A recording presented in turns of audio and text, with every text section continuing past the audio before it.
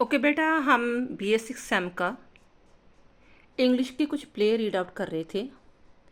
हमारे 4 play read out हो चुके हैं, वीडियो अपलोड हो चुकी है। The will, will of our scene, progress, the monkey's spa.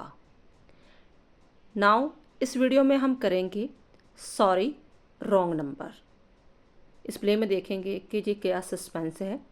ठीक है, एक मिस्ट्री से भरा हुआ ये प्ले है।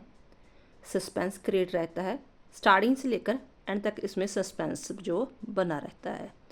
तो चलो देखते हैं कि क्या है इस प्ले में। प्ले रीड आउट करने से पहले हम थोड़ा सा इसका ब्रीफली जानेंगे कि कौन से करैक्टर है और किसके आसपास इर्द गिर्द ये पूरा प्ले घूमता है। प्ले का नाम है sorry wrong number, Lucille Fletcher के द्वारा लिखा गया है। ये सारा प्ले में एक मर्डर मिस्ट्री के बारे में है कि औरत का खून किसने और क्यों करवाया। ठीक है, ये मिस्ट्री के सारा घूमता है। स्टार्टिंग में भी जो है वो रॉन्ग नंबर लगता है लेडी का, और एंड में भी रॉन्ग नंबर से ही जो प्ले जो ख़त्म होता है। मेन जो इसमें करेक्टर है स्टार्टिंग से लेकर एंड तक, वो मिसेस स्टीवनसन है, जो एक बुजुर्ग औरत है। 80-85 से अबव जो एज्ड औरत है वो है। घर में अकेली रहती है, फ्लैट में। ठीक है, तो इसमें ये जो प्रूव करना चाहा है राइटर ने कि the play is a bitter comment on the failure of various state agencies to protect the life of citizen। कि चाहे औरत को बाय रॉन्ग नंबर के द्वारा ये थोड़ा सा उसे एक सस्पिशियस क्रिएट हो चुका था कि मर्डर होने वाला है, और जिस प्रकार जो आपस में बातें कर रहे हैं वो सारी डायरेक्शन उसकी फ्लैट की लग रही है।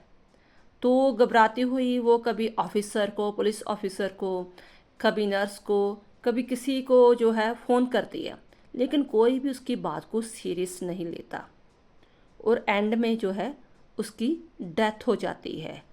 तो ये बताया गया है कि एक नेग्लिजेंसी के कारण, ये सभी डिपार्टमेंट की नेग्लिजेंसी के कारण एक सिटीजन की मौत हो जाती है। चाहे सिटीजन अवेयर था कि मेरे साथ कुछ मिस हैपनिंग होने वाली है, लेकिन डिपार्टमेंट ने कुछ भी नहीं किया। तो उस पर एक व्यंग कसा हुआ है, स्टायर है।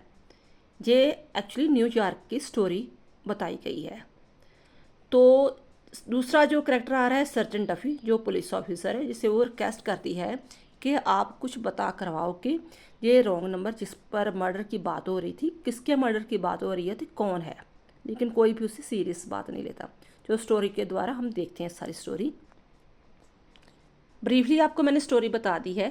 क्वेश्चन हमारे आ रहे हैं, discuss sorry wrong number as a suspense play.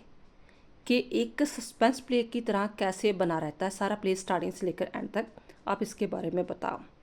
जहाँ कि discuss sorry wrong number is a murder mystery, एक मर्डर मिस्ट्री है।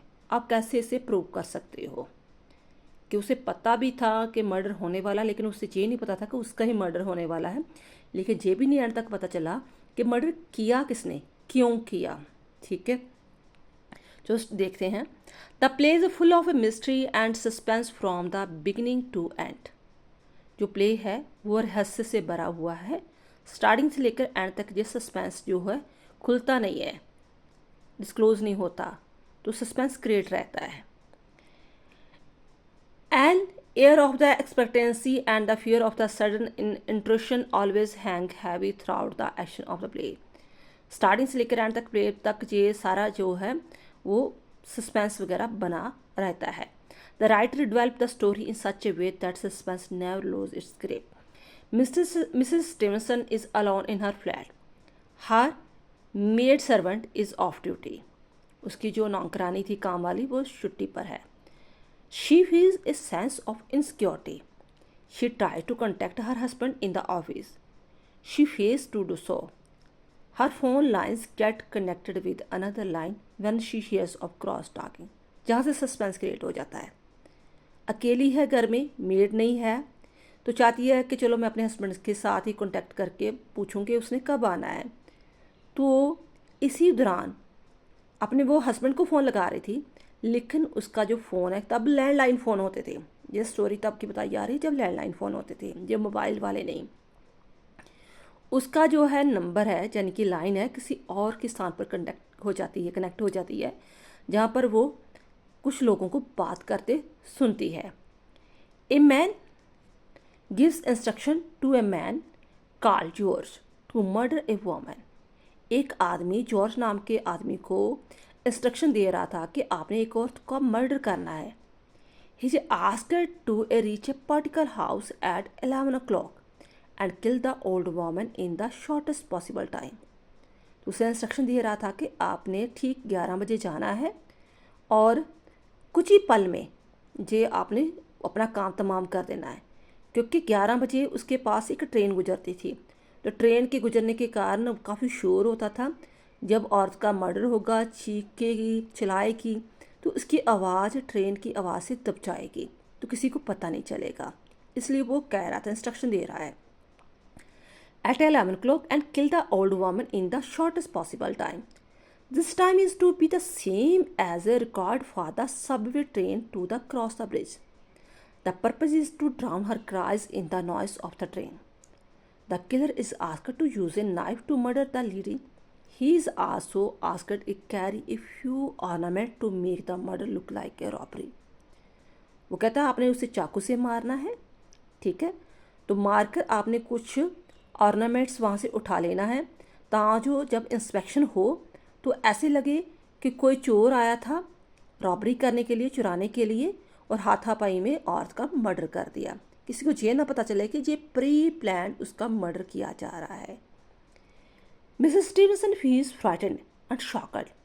We wait with the bated breath how this neurotic woman would stand up to the circumstances. Mrs Stevenson बहुत घबरा जाती है। जब हम ये प्ले देखते हैं तो सुनते हैं तो हमारी भी सांसें रुक जाती है कि अब जो बुजुर्ग औरत है अकेली घर में है, अब वो क्या करेगी, इस सर्कमस्टेंसेस से बाहर कैसे निकलेगी, कौन उसकी हेल्प करेगा।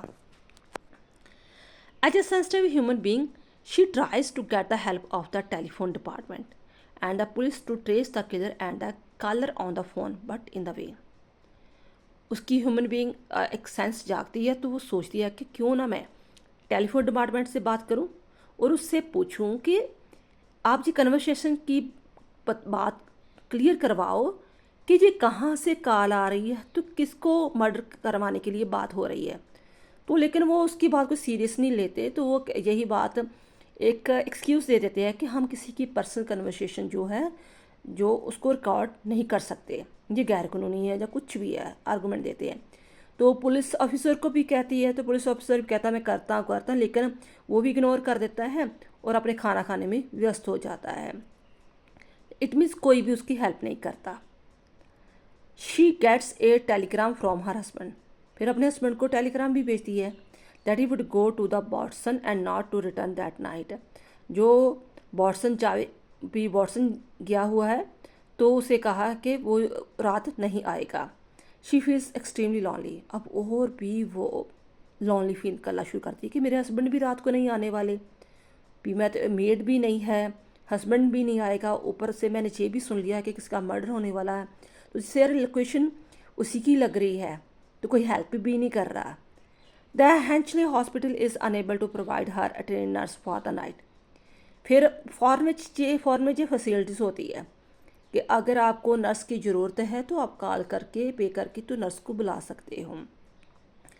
तो हॉस्पिटल में कहती है कि नर्स मुझे प्रोवाइड कर दो नाइट के लिए, तो वो भी जो है कोई ना कोई एक्सक्यूज़ दे देते हैं।